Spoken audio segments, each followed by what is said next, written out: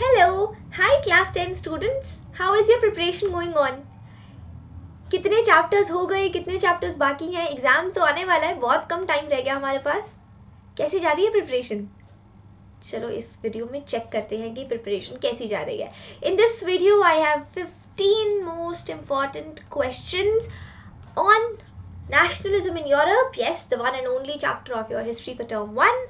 तो चलो स्टार्ट करते हैं. 15 क्वेश्चंस पूछूंगी. Grab a copy and a pen. Paper pen लेकर के बैठना. क्वेश्चंस का आंसर तुमने लिखना है उसके अंदर, और लास्ट में हम चेक करेंगे कि तुम्हारे कितने मार्क्स आए. You have to tell me your marks in the comment section. Deal है ना हमारी है? तुम मुझे लास्ट में कमेंट सेक्शन में बताओगे कि कितने मार्क्स आए तुम्हारे. Okay, so the ones who are watching me for the first time, पहली बार अगर मेरी क्लास में आए हो, then let me introduce myself. This is your educator, Muskan. I am a social science educator on Unacademy. I teach on the Plus platform as well. I started teaching on Unacademy since 2019. So I have 2 years of experience on Unacademy itself. And I'm going to help you to get good marks in your geography, economics, history, and civics. Okay, let's start with the questions. But before that, do you want me to revise? Do you want me to help you revise the chapter Nationalism in Europe? You have a topic of Germania in this. You have a topic related to Italy. Frederick Soryu नाम से एक question आता है. कुछ याद आ रहा है? Okay, I think you are ready to go. All right, let's start. And if you get any doubt, कोई भी चीज़ आपको लगे कि वीडियो में सॉल्व नहीं हो पाई, please feel free to ask me in the comment sections and also start writing your answers. ठीक है, मैं करेक्ट आंसर लास्ट में बताऊंगी, so you need to write your answers. ठीक है, पहला क्वेश्चन आपकी कंप्यूटर स्क्रीन पर ये रहा. In mid 18th century Europe, what was the status of Germany, Italy and Switzerland. Mid 18th century में यूरोप के अंदर जर्मनी, इटली और स्विट्जरलैंड का क्या स्टेटस था? They were divided into kingdoms, duchies and cantons whose rulers had their autonomous territories. मतलब वो सभी अलग अलग किंगडम्स होते थे, हर किसी के रूलर का पूरा पावर होता था अपनी टेरिटरी के ऊपर.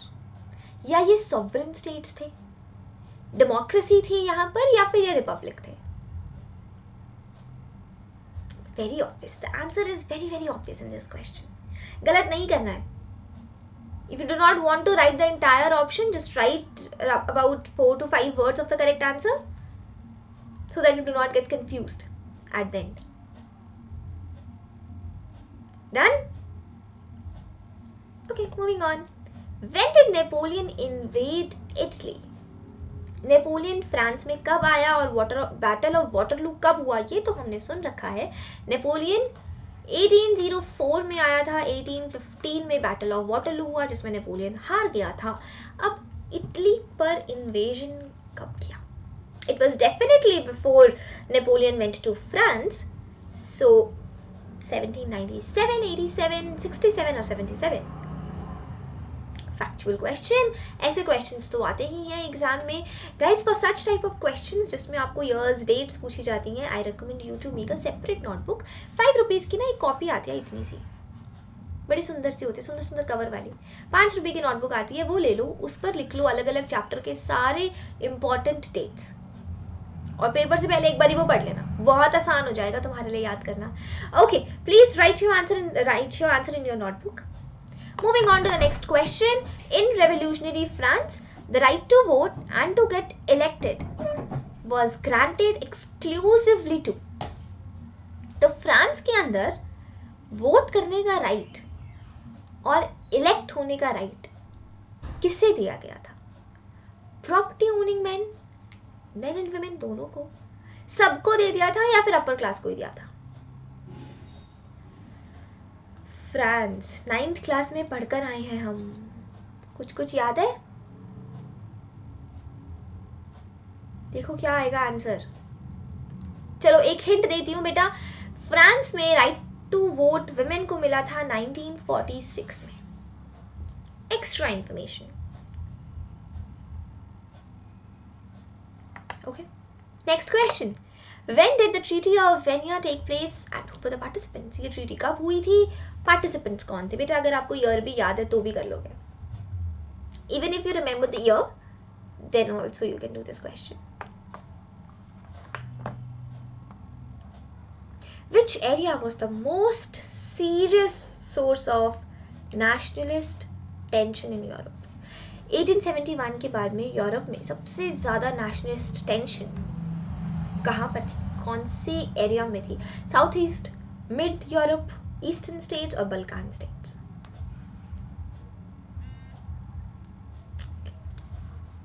I hope you've got your answer. Next question. Dash is perhaps the most celebrated of Italian freedom fighters. कौन हो सकता है? You have 4 options in front of you. Most celebrated. देखो जरा किसका नाम लग रहा है? इटालियन नेम कौन सा लग रहा है? Okay, moving on. Who had sought to put together a coherent program for a unitary Italian republic in 1830s? एक प्रोग्राम स्टार्ट हुआ था इटली को रिपब्लिक बनाने के लिए. एक साथ इटली के सब लोगों को इकट्ठा किया गया, यूनाइट किया गया और इटली को रिपब्लिक बनाने का प्रोग्राम स्टार्ट किया गया. किसने किया था? यूनिफिकेशन ऑफ इटली किसका नाम था? Next question is, in January 1871, who was proclaimed German Emperor in a ceremony held at Versailles? NCERT का question है, factual question. कौन बना था German Emperor?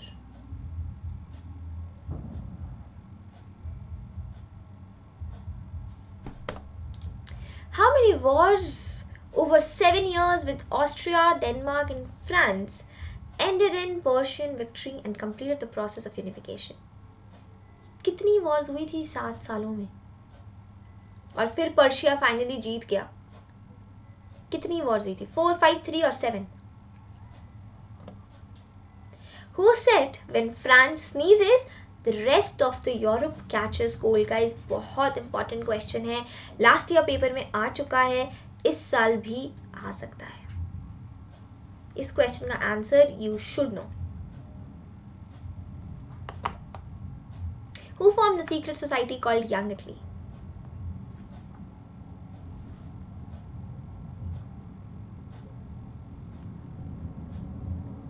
Who formed the secret society called Young Italy? Which of the following aspects signifies the image of Germania? Austerity and aestheticism, heroism and justice, revenge and vengeance, folk and cultural tradition. Which sentence best explains the utopian society? एकदम starting में है chapter की. Society where everybody is equal. Society with a comprehensive constitution, बहुत precise constitution हो. Idealistic society which can never be achieved, या फिर एक democratic society. Utopian society पर भी question आएगा. Next, which treaty recognized Greece as an independent nation? Greece independent कब बना और किस treaty से बना?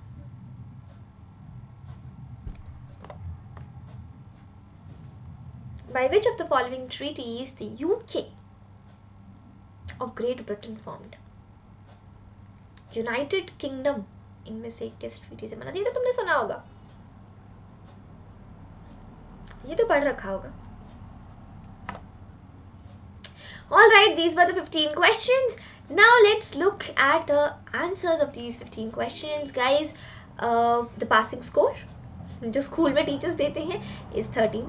13 से कम अगर आपके स्कोर आ रहा है इन क्वेश्चंस में, you need to start your preparation. बहुत आसान क्वेश्चंस थे, जितने क्वेश्चंस थे सब इम्पॉर्टेंट थे. हर किसी क्वेश्चन का बहुत चांस है पेपर में आने का. सो प्लीज़, अगर आपको थोड़ा भी लग रहा है कि मेरे मार्क्स 13 से कम है, you can take our help also. You can purchase our Plus or Iconic subscription. You can start watching our classes. There are ample of ways, but do not panic. Panic नहीं करना कि मेरा answer गलत हो गया. It just shows कि थोड़ी preparation में अभी कमी है, शायद फिर से रिवाइज करना पड़ेगा. ठीक है, शायद फिर से रिवाइज करने की ज़रूरत है. चलो पहले देखते हैं कितने मार्क्स आते हैं हमारे. स्टार्ट करें. Okay, first question option A answer था, दिख ही रहा था. अच्छा, एक टिप देती हूँ, अगर तुम्हें ऐसा लगे ना पेपर में कि यार ये क्वेश्चन तो कभी सुना ही नहीं, ये कहाँ से आ गया, होता है. ठीक है, बहुत बार होता है कि कुछ क्वेश्चन ऐसे आ जाते हैं जो हमने कभी सुने ही नहीं होते. तो अगर कोई ऐसा क्वेश्चन आ जाए देन डोंट वरी, जो लॉन्गेस्ट आंसर हो ना वो क्लिक कर दो. 90% केसेस में that will be your correct answer. सिर्फ ये ट्रिक तभी यूज करनी है जब तुम्हें करेक्ट आंसर नहीं पता.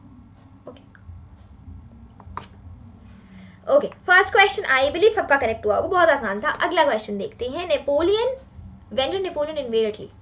That was in 1797. देखो मैं तुम्हें कहानी बताती हूँ.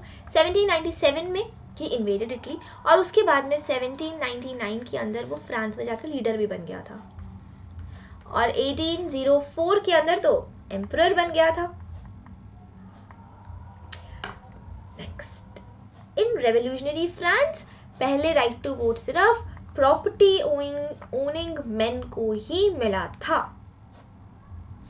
जिनके पास प्रॉपर्टी होती थी सिर्फ वही लोग वोट दे सकते थे. वुमेन को तो बहुत लेट मिला, 1946. Okay, the treaty was signed in 1815. Britain, Russia, Persia, Austria. Which area was the most serious source of nationalist tension in Europe after 1871? So that was the Balkan states. जिसके बारे में तो आपके chapter के अंदर काफी कुछ दिया हुआ है. The Balkan states, okay? Dash is perhaps the most celebrated. That's Cosette. It's not Mazzini. Mazzini was related to the unification, but freedom fighter में नहीं आता. As I told you, unification के लिए Giuseppe Mazzini was the person. Okay, 1871 में Kaiser William I became the king of Germany. कितनी wars हुई थी? Over 7 years. 3 wars हुई थी. ठीक है, 3 wars हुई थी, और लास्ट में कौन जीता? Persia. It was the Persian victory. Who said when France sneezes? इतना क्यूट सा क्वेश्चन है, मुझे तो बहुत पसंद है ये क्वेश्चन, पेपर में आ सकता है. ध्यान रखना, मेटर्निच. सीक्रेट सोसाइटी किसने बनाई थी? जब यूनिफिकेशन के लिए ये इंसान जिम्मेदार था तो यंग इटली नाम की सोसाइटी भी इन्होंने बनाई होगी. Simple no? Germania, heroism and justice. अच्छा, यूटोपियन सोसाइटी, बेटा यूटोपियन वर्ड का ही मतलब होता है something which is so perfect that it can not be achieved. तो यूटोपियन सोसाइटी भी एक ऐसी ही सोसाइटी होती है which can never be achieved. Frederic Sorrieu, who was a French artist, उन्होंने एक ऐसी सोसाइटी बनाने की कोशिश की थी, बट वो अचीव ही नहीं कर सकते कभी अपनी पेंटिंग में. कौन सी ट्रीटी को इज रिकॉग्नाइज्ड? ग्रीस को रिकॉग्नाइज किया था एज एन इंडिपेंडेंट नेशन. 1832 में हुआ था ये ट्रीटी. एक्ट ऑफ यूनियन, ये तो सुना होगा ना तुमने, जिससे यूके बना था. Act of union is the correct answer, क्योंकि बाकी तो हो नहीं सकते. वर्सल्स, वेनिया, पैरिस, इनका तो कनेक्शन ही नहीं है. सो आंसर क्या होगा? Act of union. So these were the 15 questions and the answers. I hope तुम लोगों के 13+ मार्क्स आ गए हों. I really hope that. अगर नहीं आए then don't worry, we are there for you. You still have got time. Tension नहीं लेनी है. These are just exams. जैसे अभी तक के एग्जाम्स हो रहे थे, ये भी वैसे ही एग्जाम्स हैं. Class 10 is comparatively easy. If you can pass your class 9 तो क्लास 10 तो हम पास कर ही लेंगे बेटा. क्लास 10 बहुत आसान है ना क्लास 9 की कंपैरेटिवली. और बोर्ड का पेपर कोई भूत थोड़ी बनाता है, इंसान ही बनाते हैं. को बहुत डिफिकल्ट पेपर नहीं आता. In fact the paper will be very easy. So just revise and keep on revising. I can understand it becomes irritating at times कि यार कितनी बार वही चीज़ पढ़ी, but then you have to revise. क्योंकि क्या होगा ना बेटा, जब तुम पेपर देखोगे यू विल बी लाइक कि ये तो बहुत आसान है, पर तुम ढंग से रिवाइज नहीं करोगे तो आंसर नहीं याद आएगा. क्योंकि माइनर डिटेल्स जो तुम बार बार पढ़ते हो वहीं से पेपर आता है. Good luck for your board exams. मुझे ज़रा कमेंट सेक्शन में बताओ कितने मार्क्स आए. डील थी हमारी ये. Okay. On Unacademy, we offer you special classes which are absolutely free of cost. अगर आप हमारी special classes देखना चाहते हो तो उसके लिए आपको क्या करना है? You have to simply download our application, create your ID on it, अपना नंबर डालो, अपना name, address, email address, date of residence, ये सब एंटर करने के बाद में यू हैव टू सिलेक्ट कि आप कौन सी क्लास में पढ़ते हो. फॉर क्लास 10 स्टूडेंट्स आप CBSE क्लास 10 सिलेक्ट करो. Then you select the language you want to study in. बिल्कुल फ्री होती हैं ये स्पेशल क्लासेस, तो आप फ्री में इनको अटेंड कर सकते हो. ठीक है. आप कोड लगाना यहाँ पर MS Live 10 ताकि आपकी क्लासेस जो है ना वो अनलॉक हो जाएं. क्लासेस लॉक्ड होती हैं, so to unlock these classes you have to use a referral code. This is the referral code which you can use, MS Live 10. Now about Unacademy Emerge guys, we are going to have the last emerge होने वाला है इस week since you have your board starting from 30th of November. तो आपको बिल्कुल free में इसके लिए सबसे पहला काम करना है enroll, दूसरा काम करना है अटेम्प्ट और तीसरा काम करना है खुद की performance analyse. Detailed performance report हम आपको देंगे, वीडियो सॉल्यूशन हम आपको देंगे. आप अपने कॉन्सेप्ट्स भी क्लियर करो, अपना रिपोर्ट भी चेक करो, अपना ऑल इंडिया रैंक भी देखो कि तुम कहाँ स्टैंड कर रहे हो. Basically emerge will give you an idea कि कितना और पढ़ना है और क्या और पढ़ना है. ठीक है. और फ्री मॉक टेस्ट है तो मुझे नहीं लगता कि there is a single reason why you should miss it, है ना. Definitely go for this. Link आपको डिस्क्रिप्शन बॉक्स में मिलेगा. एनरोल करने के लिए आप यही वाला कोड वहाँ पर भी लगा देना, फ्री में एनरोल हो जाएगा. और अलार्म लगा लो अभी अपने फ़ोन में, अभी के अभी अलार्म लगा लो. 5 PM to 6:30 PM सैटरडे को साइंस का टेस्ट है और संडे को मैथ्स का टेस्ट है. प्लीज़ ये मत सोचना कि मेरा तो SST का पेपर है मैं टेस्ट क्यों दूँ. At least appear for it. ठीक है, कोई बात नहीं, 1.5 घंटे की बात है ना. It's just 1.5 hours. Just appear for it. You will get to know the MCQs. थोड़ा आइडिया लग जाएगा कि MCQs कैसे बनेंगे. बच्चों को प्रॉब्लम मैथ्स और साइंस में ही तो आती है सबसे ज़्यादा, तो MCQs का आइडिया लगेगा तुम्हें. Please appear for this. तो और तुम्हारा थोड़ा डर निकल जाएगा. अच्छा, जो स्पेशल क्लासेस मैं आपको बता रही थी, now that I believe you will create an ID on Unacademy. Once you create your ID you can attend our special classes जो कि इंटरेक्टिव होती हैं. आप मैसेज भेज सकते हो, इमोजीज भेज सकते हो, पोल्स में पार्टिसिपेट करो, लीडर बोर्ड में अपना नाम देखकर खुश हो जाओ, सर्टिफिकेट भी देते हैं हम, डाउट्स पूछो, अनलिमिटेड डाउट्स पूछो.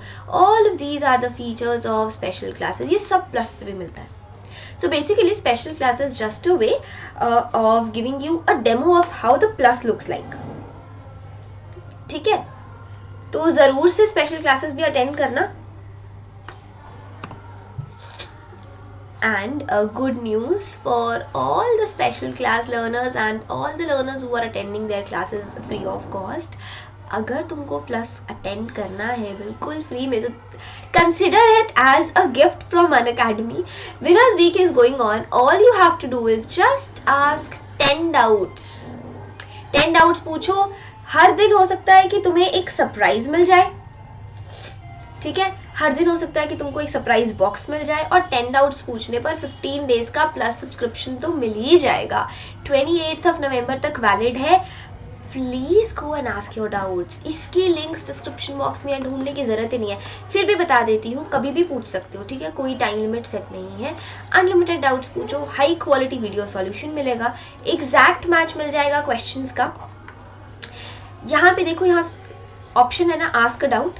क्लिक करो, वहाँ पे अपना पिक्चर अपलोड करो, या पिक्चर भी क्लिक कर सकते हो. क्रॉप करो. एक क्वेश्चन, एक बार में एक क्वेश्चन डालना है. फिर सिलेक्ट करो कि कौन से सब्जेक्ट का तुमने पूछा है. अनलॉक कोड क्या है, अब तक तो याद हो गया होगा. MS Live 10 is the unlock code. Okay. नए बैचेस हर मंडे को लॉन्च होते हैं. क्लास 10 के लिए crash course batch, rankers batch start कर रखा है. इन बैचेस में आप एनरोल कर सकते हो. Most important MCQ batch. Paper में यही चीज़ें तो मदद करती हैं. थोड़ा भी अगर ऐसा लग रहा है ना कि यार 10th है, कैसे करेंगे, तो go and take your plus subscription today. अपनी जितनी एंजाइटी है, जितनी टेंशन है, वो सब टीचर्स के साथ शेयर करो with the help of the most favourite feature of Unacademy called raiser hand. तुम हैंड रेज करो, टीचर तुम्हें अनम्यूट करेगी, तुम बोलो, डाउट पूछो, डिस्कस करो, क्वेश्चंस पूछो, कुछ मर्जी, एवरीथिंग इज अवेलेबल हियर। और लाइव होमवर्क हेल्प के लिए या फिर एक पर्सनल मेंटोर के लिए we have this thing called Unacademy's iconic subscription. So country के top educators, personal mentor, live doubt solution, interactive classes, ये सब तुम्हें मिलेगा। हम लोग ना सब क्लासेस को रिकॉर्ड भी करते हैं, तो तुम्हें अगर रात को लेट नाइट पढ़ना है, अर्ली मॉर्निंग पढ़ना है, तुम रिकॉर्डिंग्स देख सकते हो। PDF डाउनलोड हो जाएगी क्वेश्चंस की, PDF से पढ़ सकते हो। So all you have to do is just apply this code and select the plan which you are looking for. जो भी प्लान तुमको लेना है ना, तुम वो प्लान सेलेक्ट करो। मैं तुम्हें प्लान्स दिखा देती हूँ। आइकॉनिक और प्लस के ये प्लान्स हैं। 36 मंथ्स के लिए पर मंथ 1833 रुपीज़ तुमको देने हैं। इस पे भी 10% ऑफ मिलेगा। 12 मंथ्स पे 333 रुपीज़ है। ये iconic, iconic is little expensive than plus because iconic has 8 features, plus has 4 features. Okay, so you can select any plan whatever you want to go for. इसमें से कोई भी select करो। ये वाला रेफरल कोड ज़रूर लगा लेना ताकि तुम्हें 10% ऑफ मिल जाए। क्लास 10 का जब प्लस लोगे तो 11th और 12th के लेक्चर्स भी अवेलेबल हो जाएंगे, वो भी तुम देख सकते हो। ठीक है, सो go with a bigger plan. कम से कम 12-15 महीने का तो ले ही लेना सब्सक्रिप्शन, और आज ही ले लो। And also start asking your doubts. उससे अच्छी चीज़ कोई हो ही नहीं सकती। फ्री में प्लस मिल रहा है, वो भी 15 डेज का। Make the most out of this opportunity. All right, MS Live 10, अगर आपको वीडियो अच्छा लगा तो प्लीज़ इसको लाइक कर दो, share it with your friends and do not forget to subscribe to our channel. Thank you.